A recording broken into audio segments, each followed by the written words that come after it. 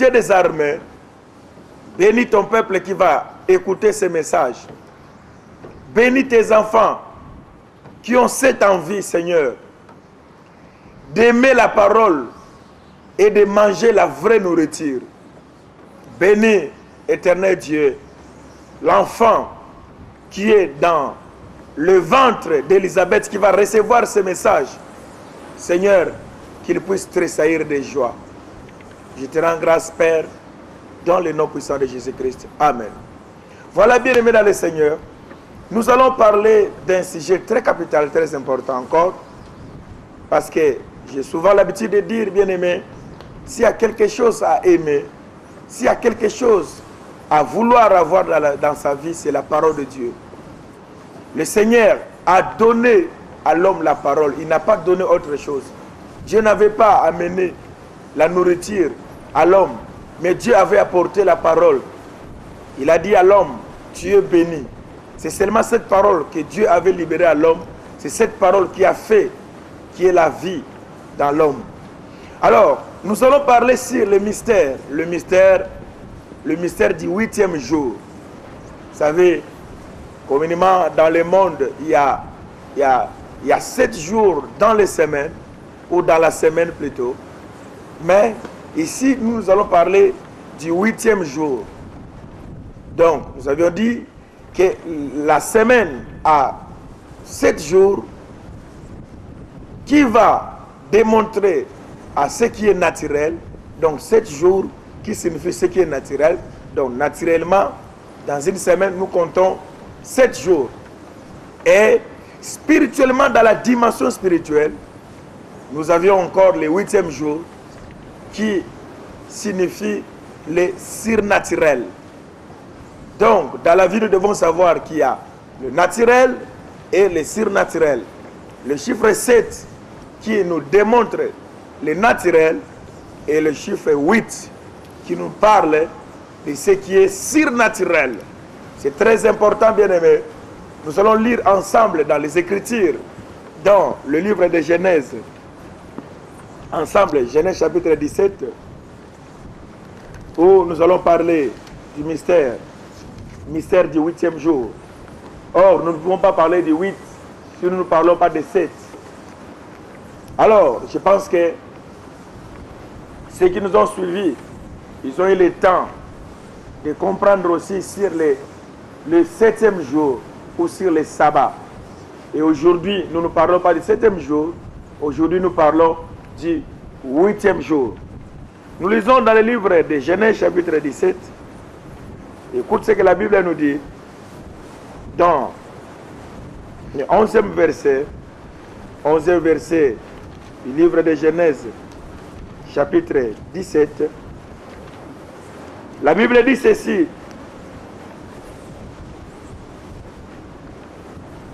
vous, aussi nous pouvons remonter au verset 10, c'est mieux. C'est ici mon alliance que vous garderez entre moi et vous et ta postérité après toi.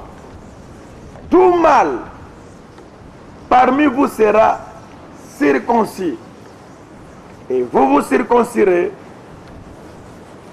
et ça sera un signe d'alliance entre moi et vous. À l'âge de 8 jours, écoutez bien ce que la Bible dit, à l'âge de 8 jours, tout mâle parmi vous sera circoncis, selon vos générations, qu'il soit né dans la maison, ou qu'il soit acquis à prix d'argent, de tout fils étranger, sans appartenir à ta race. On devra circoncire celui qui est né dans la maison et celui qui est acquis à prix d'argent. Et mon alliance sera dans votre chair, une alliance perpétuelle. Un mâle incirconcis qui n'aura pas été circoncis dans sa chair sera exterminé du milieu de son peuple, et il aura violé mon alliance. Dieu dit à Abraham, tu Tu ne donneras plus à Sarah, ta femme, le nom de Sarai, mais son nom sera Sarah. Et je la bénirai, je te donnerai d'elle un fils, je la bénirai et deviendra des nations, des rois, des peuples sortiront d'elle. Abraham tomba sur sa face et il rit et dit à son cœur, naîtra-t-il un fils à un homme de 100 ans et Sarah âgée de 99 ans, dit-elle. Et Abraham dit à Dieu, oh, qu'Ismaël vive devant ta face. Voilà, bien-aimés, c'est très important, je pense que nous allons continuer. Écoutez ce que la Bible dit. La Bible dit, tout mâle parmi vous devra être circoncis. Le 8e jour, que ce soit l'étranger à qui a pris d'argent, il doit subir ou il doit passer par la circoncision. Et ça ne doit pas être fait avant 7 jours, ni avant 6 jours, mais ça doit être fait le 8e jour. Peuple de Dieu, enfant de Dieu, Dieu ne parle pas pour rien. Quand le Seigneur stipule ou quand le Seigneur symbolise quelque chose, nous devons savoir que, bien aimé, ça a une signification. Et nous devons chercher à comprendre pourquoi le Seigneur a certifié par rapport au 8e jour. Nous connaissons tous, bien aimés, l'histoire d'Abraham. Abraham qui avait pour femme Sarah, qui ne lui avait pas donné des enfants, des années, jusqu'à ce qu'un jour, maintenant le Seigneur va dire à Abraham, je vais maintenant signer une alliance avec toi. Donc, peuple de Dieu, enfant de Dieu, nous devons d'abord savoir ceci, bien aimé. L'alliance avec Dieu n'est pas signée avec des choses terrestres, mais l'alliance avec Dieu est symbolisée par le sang. C'est pourquoi le Seigneur a dit à Abraham, tout mâle doit être circoncis. Je vous avais dit, lors de nos discours passés, par rapport au sang qui était versé, je vous ai dit ceci, peuple de Dieu, le sang qui était versé, c'était d'abord le sang de la brebis qui était tué. Quand on parlait de l'ombre et de la réalité, il y avait un sang qui était versé, qui nous démontrait l'œuvre de la rédemption à venir, où Dieu préparait déjà son plan, où Dieu préparait déjà sa mission. Alors, la Bible dit ceci, si nous remontons dans le livre de Genèse, la Bible dit, l'Éternel Dieu créa toutes choses pendant 6 jours. Et le 7e jour, la Bible dit, Dieu se reposa de toutes les œuvres qu'il avait accomplies. Je pense que pour permettre à ceux qui aiment la parole de Dieu, parce que beaucoup ces derniers temps, comme je vous dis souvent, n'aiment pas la parole de Dieu. Les gens aiment les choses qui leur plaisent. Comme les Écritures disent, dans les derniers jours, les gens auront la démangeaison d'entendre les choses. Mais, bien aimé, le peuple saint, le peuple élu de Dieu aime la parole. Il y a certaines personnes, quand on parle de la parole, ils dorment. Nous voyons ça même dans nos veillées. Quand il faut chasser les démons, les gens sont aptes à chasser les démons. Mais quand c'est arrivé le moment de la parole, vous allez voir les gens commencer à s'assoupir. Il y a même certaines personnes, ils peuvent bien regarder tous les films et ce théâtre. Mais quand il veut méditer la parole, il commence à s'assoupir, à dormir. C'est que le malin n'aime pas que les enfants de Dieu comprennent la parole. Parce qu'il sait, bien aimé, qu'une personne qui est minée, nantie dans les Écritures, le malin ne peut jamais le détourner de la bonne voie. C'est pourquoi le diable n'aime pas que les enfants de Dieu aiment la parole. C'est pourquoi dans certaines églises, vous allez voir, ils passent beaucoup plus de temps à chanter, à danser, mais il n'y a pas le temps pour la parole. C'est dangereux, bien aimé. Parce que l'homme ne vit pas bien aimé de tout ce que nous voyons, mais l'homme vit de la parole de Dieu. L'église de Dieu vit de la parole de Dieu.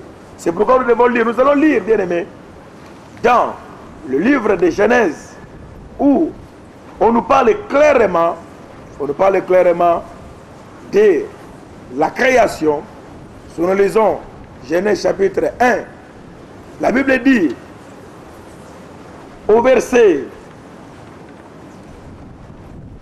24, pour qu'on soit clair, qu'on remonte vite. Dieu dit que la terre produise les animaux vivant selon leur espèce, du bétail, des reptiles, des animaux de terre selon leur espèce, et cela fit ainsi. Et Dieu fit les animaux de la terre selon leur espèce, les bétail selon son espèce, et tous les reptiles de la terre, leur espèce. Dieu vit que cela était bon. Puis, Dieu dit, faisons l'homme à notre image, selon notre ressemblance, et qu'il domine sur les poissons de la mer, sur les oiseaux de la terre. Ainsi, le verset 27 nous dit, Dieu créa l'homme à son image, il créa l'homme et la femme. Et la Bible dit, Dieu les bénit, et Dieu leur dit, soyez féconds et multipliez-vous. Verset 29. Dieu dit, voici, je vous donne toute herbe portant de la sémence, qui est sur la sémence de la terre. Tout arbre ayant en lui du fruit d'arbre et portant de la sémence, ça sera votre nourriture. Verset 31. Dieu vit que tout ce qu'il avait fait, voici, cela était très bon. Et il y un soir, il y un matin, ce fut le 6e jour. Voilà le chapitre 2 maintenant. La Bible dit, ainsi furent achevés le ciel et la terre et toute leur armée. Dieu acheva au 7e jour son œuvre qu'il avait faite, et il se reposa au 7e jour de toute son œuvre qu'il avait faite. Dieu bénit le 7e jour et il le sanctifia, parce qu'en ce jour il se reposa de toute son œuvre qu'il avait créée en la faisant. Voilà, bien aimé, la finalité de tout. Dieu s'est arrêté au 7e jour. Il a tout fini. Le 6e jour, le 7e jour, il se reposa. La Bible dit, tout ce qu'il avait créé était bon. Voilà, bien aimé, ce qui était normal et ce qui était réel. Dieu a dit, maintenant, c'est fini. Maintenant, il n'y aura plus de soucis. J'ai tout fait et je m'arrête au 7e jour. Et selon le calendrier du monde, nous avons 7 jours dans la semaine. Mais bien aimé, mais pourquoi? Pourquoi il y a encore ce mystère? Mystère du 8e jour. Nous allons voir maintenant que Dieu, pour établir une alliance à Abraham, Dieu va ordonner à Abraham de se faire circoncire. Et il lui donne une loi. Il dit, voici l'alliance que je vais faire avec toi. L'alliance doit être faite par la circoncision. Et ça doit être fait que le 8e jour. La Bible dit, Abraham lui-même, il s'est fait circoncire. Mais quand il était déjà plus vieux, parce que Dieu ne devait pas marcher avec lui s'il n'était pas circoncis. Et si nous allons plus loin, bien aimés, dans les Écritures, la Bible nous parle, quand nous avons parlé de la délivrance, nous avons parlé de la circoncision faite des mains des hommes et de la circoncision faite par Dieu lui-même. Là, quand Dieu parlait à Abraham, il parlait à Abraham de la circoncision charnelle, la circoncision de la chair. Alors, plus loin, quand nous allons évoluer dans les Écritures, vous allez voir maintenant, il y a une discussion entre les apôtres de Jésus-Christ. Si vous lisez dans la parole de Dieu, dans le livre des Actes, nous allons lire ça. Ils ont commencé à discuter par rapport à la circoncision. Il y a eu l'histoire de viande sacrifiée aux idoles. On a commencé à parler de la circoncision de la chair. C'est par là, après, que l'apôtre Paul va parler maintenant de la circoncision faite de la main de Dieu lui-même. Vous savez, bien aimé, les Écritures déclarent ceci. Au commencement était la parole était avec Dieu et la parole était Dieu. Et la parole s'est faite chair. et à tous qui l'ont reçu, c'est-à-dire à tous qui ont reçu la parole de Dieu. C'est la parole qui les a donné le pouvoir de devenir enfants de Dieu. Bien aimé, on ne devient pas enfant de Dieu parce qu'on est né de telle famille ou parce qu'on est sorti de tel endroit, mais on devient enfant de Dieu en écoutant, en recevant le message, en recevant la sémence qui est la parole de Dieu. Et c'est la parole de Dieu qui nous fait enfants de Dieu. Quand la parole de Dieu entre, c'est la parole qui change. C'est la parole qui transforme la vie d'une personne. Alors Dieu dit à Abraham, tout mal, que ce soit parmi tes étrangers, doit être circoncis. La personne qui ne sera pas circoncis, cette personne doit être éloignée. Il ne doit pas marcher avec moi. Voilà, peuple de Dieu. Voilà ce qui est très important, bien-aimé. Aujourd'hui, nous sommes à l'église, nous avons des personnes qui ne sont pas circoncis. C'est-à-dire, des personnes qui n'ont pas reçu le message. Des personnes qui n'ont pas reçu la vraie parole. Des personnes qui n'ont pas reçu le Seigneur Jésus-Christ comme leur Seigneur et Sauveur. Parce que la parole s'est faite chair. La Bible dit, elle a habité parmi nous. Et nous avons contemplé sa gloire comme la gloire du Fils. C'est-à-dire, quand la parole s'est faite chair, nous l'avons appelé Fils. C'est très important, bien-aimé. Parce que beaucoup de personnes font des discussions. Je ne suis pas là pour vous parler de la divinité, mais j'aimerais seulement passer, expliquer certaines choses. Parce que nous devons que passer par là. Comme nous sommes en train de parler de la circoncision ou du mystère du 8e jour. La Bible dit, elle a habité parmi nous. Qu'est-ce qui a habité parmi nous? C'était cette parole, pleine de grâce. Et nous avons contemplé sa gloire comme la gloire du Fils. C'est-à-dire, quand la parole s'est faite chair, c'est pourquoi on l'a appelé Fils. On appelle Jésus-Christ Fils de Dieu parce qu'il a subi, il a expérimenté l'incarnation. C'est-à-dire, Dieu s'est manifesté dans la chair pour sauver l'homme, étant donné que l'homme, dans sa chair, ne pouvait pas voir Dieu et vivre.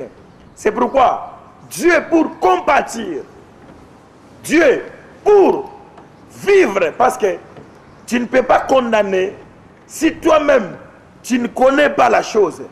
C'est pourquoi la Bible dit, ayant lui-même souffert dans la chair, il est prêt à soutenir toute personne qui souffre aussi. Parce qu'il connaît les réalités de la chair. Personne ne peut tromper Dieu par rapport à la chair.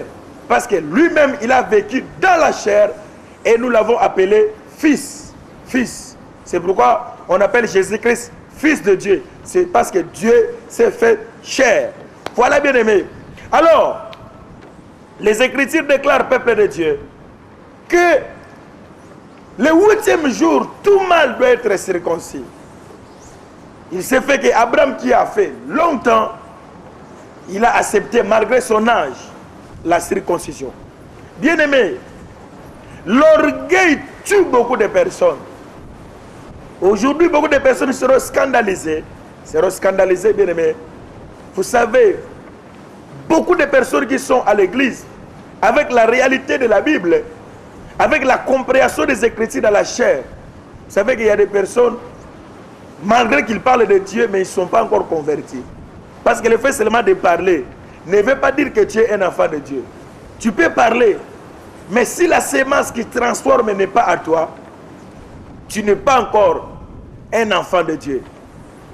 Alors, si nous allons plus loin maintenant, dans le Nouveau Testament, la circoncision maintenant pour nous, enfants de Dieu dans le Nouveau Testament, symbolise le baptême. Là, bien aimé, là c'est encore l'ombre des choses à venir. Ça nous pousse à parler encore de beaucoup de choses. Parce que toute personne qui devait marcher avec Dieu devait être circoncis. Alors les Écritures déclarent ceci. Celui qui croira et qui sera baptisé sera sauvé. Tu ne dois pas t'arrêter seulement à la limite de croire, mais tu dois aussi accepter l'eau du baptême. C'est pourquoi un jour, l'apôtre Pierre, après avoir prêché chez Corneille, il a dit, est-ce que devons-nous refuser l'eau du baptême à nous qui avons reçu le Saint-Esprit? Ça, c'est un grand mystère. Dieu dit, je ne peux pas marcher avec toi sans alliance. Il faut qu'on marche avec alliance.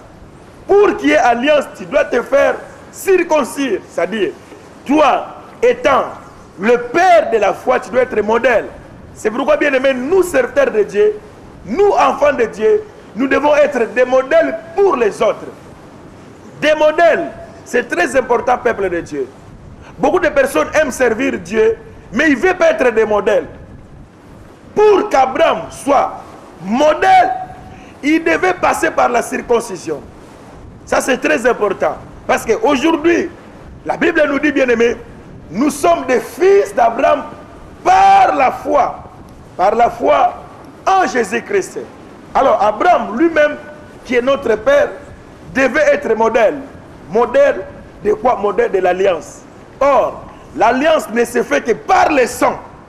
Par le sang. Que Dieu soit loué, bien-aimé. Que Dieu soit loué. Je ne condamne personne. Parce que beaucoup de personnes pensent que l'alliance, c'est ce que nous portons au doigt quand nous nous marions. Ça n'a rien à voir avec les choses de Dieu. Ça, ce sont les choses du monde. C'est entre nous, les gens du monde. Mais selon Dieu, l'alliance que Dieu regarde l'alliance qui a été établie par le sang. C'est pourquoi il a dit, Abraham, même l'étranger qui sera parmi vous, il doit être circoncis. Il doit accepter la circoncision. C'est très important, bien-aimé. C'est très important, enfant de Dieu. Je ne sais pas, tu as accepté le Seigneur Jésus-Christ, ou tu pries. Est-ce que tu as fait l'alliance avec Dieu? C'est-à-dire, est-ce que tu as reconnu le travail qui était accompli à la croix? Tu as reconnu le sang qui était versé pour toi. Abraham était tout le temps. Il avait toutes les promesses avec lui. Mais pour que cela se réalise, il s'est fait que Dieu a dit à Abraham, maintenant je vais faire des choses. Tu dois te faire circoncire. Et vous voyez à la suite, après sa circoncision, qu'est-ce qui s'est passé? Dieu a dit à Abraham, maintenant ta femme ne sera pas appelée Sarai, mais ta femme sera maintenant appelée Sarah. Donc, nous comprenons par là, bien-aimé, qu'après la circoncision, il y a un nouveau nom que Dieu donne à la personne qui est circoncis. Gloire à Dieu. Parce que, bien-aimé, nous allons encore comprendre. Je dis déjà à quelqu'un qui me suit, si tu nous suis, bien-aimé, Dieu te donnera un nouveau nom. Gloire à Dieu. Un nouveau nom. Peut-être tu as un nom dans la vie, mon frère. Peut-être tu as un nom dans la vie, ma soeur, que les gens de ton quartier connaissent. Vous savez, bien-aimé, Abraham avait aussi un nom. Sarai avait aussi un nom. On connaissait qu'elle s'appelait Sarai. Tout le monde avait son histoire. Que c'était une femme qui était stérile. Toi aussi, bien-aimé, on t'a surnommé par ta belle famille. On t'a surnommé Sarai, la femme qui n'a pas d'enfant, la femme qui n'a pas de prospérité. Mais j'aimerais te dire, bien-aimé, en écoutant ce message, le Seigneur va changer ton nom. Parce que ça, ce n'est pas ton nom, tu vas recevoir ton vrai nom. Or, on ne reçoit pas son vrai nom si on ne passe pas par la circoncision. Gloire à Dieu. Dis-moi, mon frère, ma soeur, toi qui me suis, as-tu été circoncis quel jour? Hosanna, alléluia. Voilà, peuple de Dieu, enfant de Dieu. Les Écritures déclarent ceci. Dieu dit à Abraham, tu dois passer par la circoncision. Je vous ai dit au début que là, bien aimé, le huitième jour symbolise le surnaturel. Parce que selon la conception mondaine, Abraham qui était déjà plus âgé, à l'âge d'Abraham, il ne pouvait pas avoir des enfants. Même sa femme Sarah l'a dit. Sa femme Sarah a dit, mais non, est-ce que mon Seigneur aurait encore les désirs? Oh, peuple de Dieu, je ne peux pas aller loin, en profondeur. Bien-aimé, je pense qu'il y a de grandes personnes qui me suivent. Quand Sarah dit, mon Seigneur, aura-t-il encore le désir? En étant grand bien-aimé, s'il faut comprendre ces mystères, nous comprenons d'où vient les désirs de tout homme.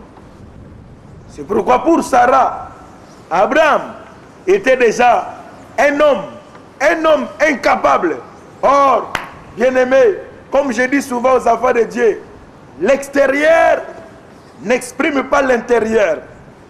La vérité, bien-aimés, ce n'est pas l'extérieur qu'on voit. La vérité, c'est l'intérieur. Quand on voit l'extérieur d'Abraham, on disait c'est un homme vieux. Mais or, à l'intérieur, il y avait autre chose. Mais comment la chose s'est manifestée dans sa vie? C'est quand il avait accepté de signer l'alliance avec Dieu par la circoncision. Abraham est passé par la circoncision. Et après la circoncision, maintenant Dieu va changer. Dieu va changer le nom. Cet homme d'Abraham, qui n'avait rien, vous allez voir, bien-aimé, il a fallu que le Seigneur puisse toucher quelque part pour qu'Abraham puisse avoir encore la force. Il a fallu à Dieu de toucher encore le corps d'Abraham pour qu'Abraham puisse avoir la force. Oh, que Dieu bénisse les aigles qui me comprennent à la dimension spirituelle. Parce qu'en prêchant, les Écritures nous demandent aussi d'avoir la pudeur dans nos messages. Mais je sais que les aigles me comprennent à ce que j'ai dit. Abraham accepta la circoncision. Et c'est juste après la circoncision que Dieu a commencé à marcher avec Abraham. Et après cela, c'est par là que Dieu va commencer maintenant à parler à Abraham de la concrétisation de la promesse. Bien-aimé, la promesse de ta vie ne se fera pas sans la circoncision. La promesse de ta vie, bien-aimé, ne se fera pas si Christ n'est pas dans ta vie. Si tu ne reconnais pas le travail que le Seigneur a accompli. Pour que Dieu marche avec Abraham, je vous ai dit tantôt là, il devait être modèle. Étant père de la foi, lui aussi, il devait passer par la circoncision. C'est-à-dire, Abraham aussi, il devait y avoir une goutte de sang qui devait couler d'Abraham. L'ombre des choses à venir. Que Dieu vous bénisse.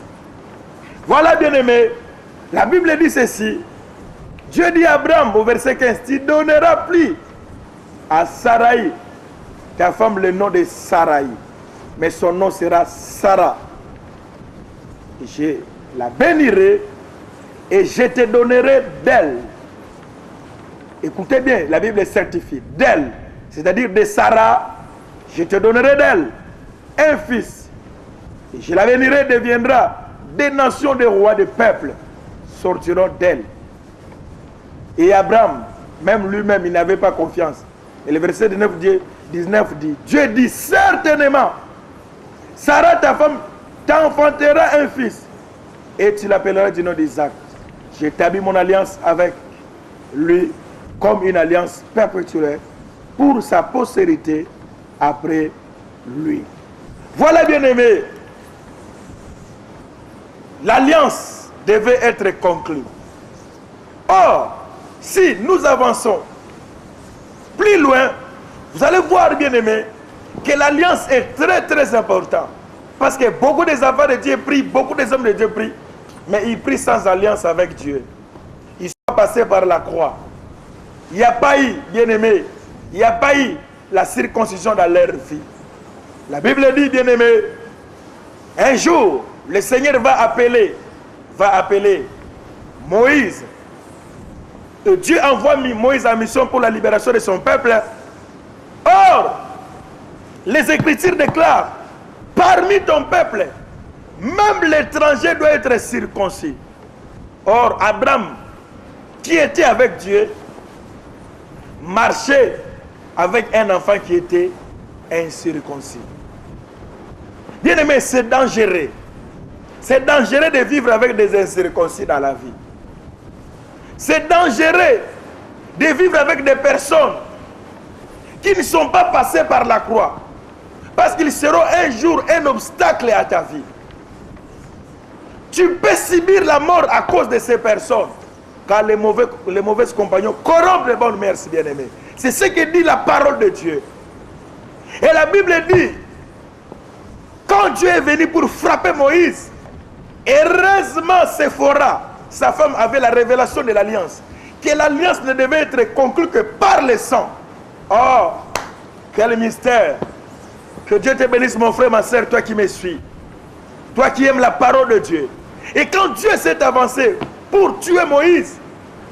La révélation est venue par Séphora. C'est pourquoi la Bible dit, peuple de Dieu, la Bible dit l'Esprit sonde tout, même les profondeurs de Dieu. Or, quand on parle de l'Esprit, nous voyons aussi l'Église de Dieu. Parce que l'Église, c'est l'Église qui a le Saint-Esprit de Dieu. L'Église, l'Esprit de Dieu vit maintenant à l'Église. Pas Église, non, mais Église qui est dans le corps de Jésus-Christ. La Bible dit, Séphora avait la révélation. Bien aimé, la révélation n'est pas donnée à n'importe qui. La révélation est donnée à l'Église. C'est pourquoi la Bible dit, quand les gens ont commencé à donner le témoignage, Pierre a dit, tu es le Christ, le Fils de Dieu. La Bible dit, Pierre, tu as la révélation. Sur cette pierre, sur ces rocs, je bâtirai mon église. Oui, bien-aimé, la révélation est donnée à l'église.